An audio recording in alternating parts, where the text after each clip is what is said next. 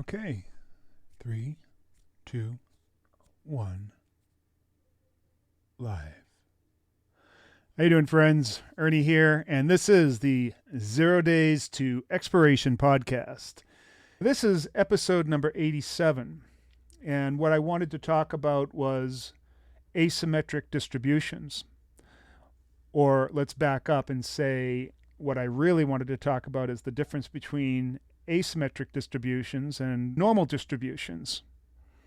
Now, one of the problems with trading is that everyone bases their models on a normal distribution model, which means that there is an equal number of wins and losses about the mean, and they make their predictions based on that kind of distribution of prices or events or things that might happen. Now, if you do that, and if in fact the market does provide a normal distribution of events, you'd never win anything because you would have an equal number of wins and losses and sizes of wins and losses about the mean. So it makes no sense. And that's in fact what our trading platforms are showing us too. And most of the calculations are based on a normal distribution. And this makes no sense because the market is anything but normal. It is asymmetric. Now, what is an asymmetric distribution? An asymmetric distribution is one where you have something called fat tails, another thing called skew, and kurtosis. Now, these are really weird names. Skewness, kurtosis, and fat tails.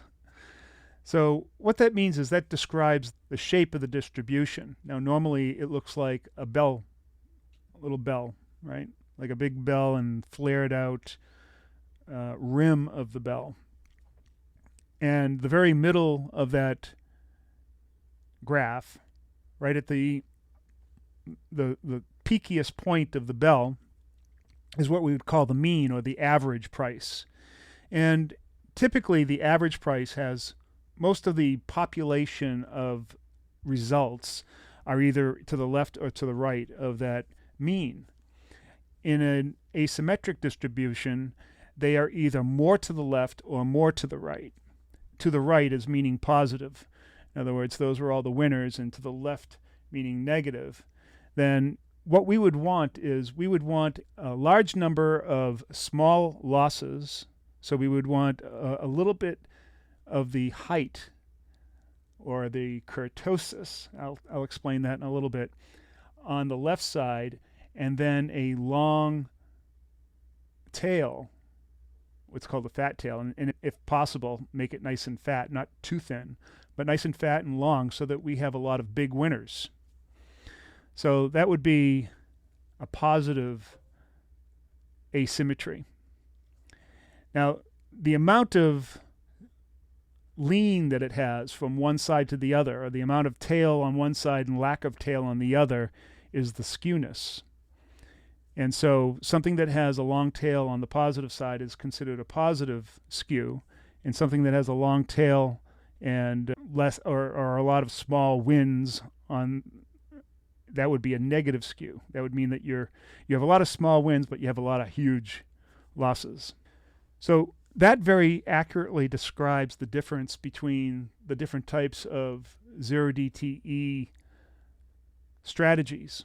Now, the strategy that most people are using with 0DTE, where they're taking high probability spreads or high probability iron condors, has a negative skew.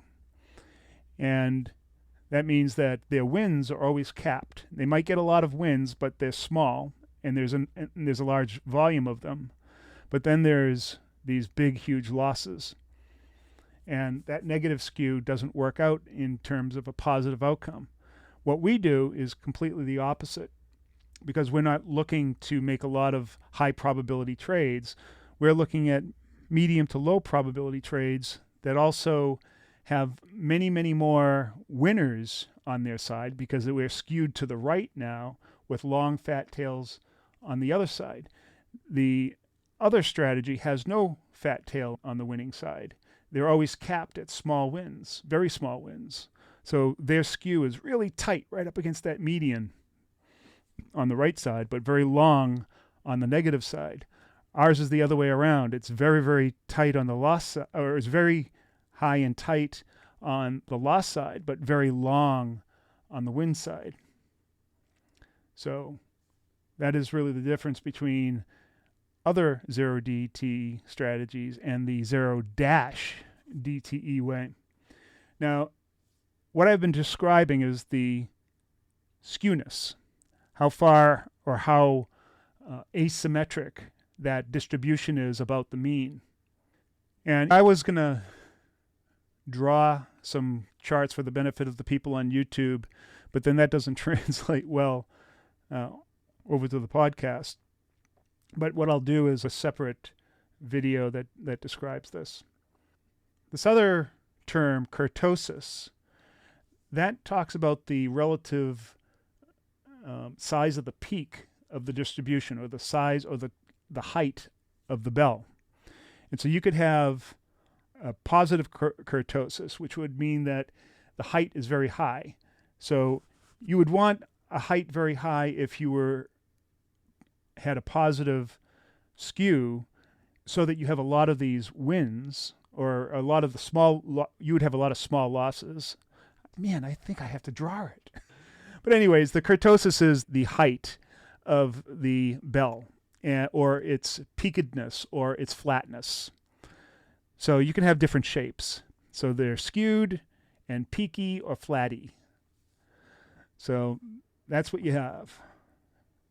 Skewness gives you either a positive asymmetry or a negative asymmetry, and kurtosis will provide you with the magnitude of whatever is the predominant distribution.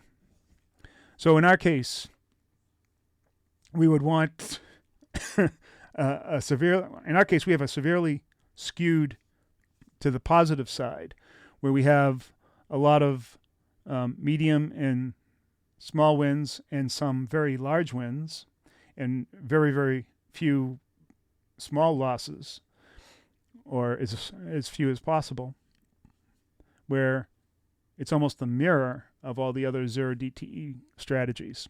Hope that makes sense. Maybe what I'll do for this podcast is I'll put a link and then provide some. Yeah, that's what I'm going to do. I'm going to put a link in the podcast and provide a PDF that shows the difference between the two. And then it will be clear as day. So anyways, there you go. There's asymmetric distributions. I hope that was informative to you. You liked what I had to say.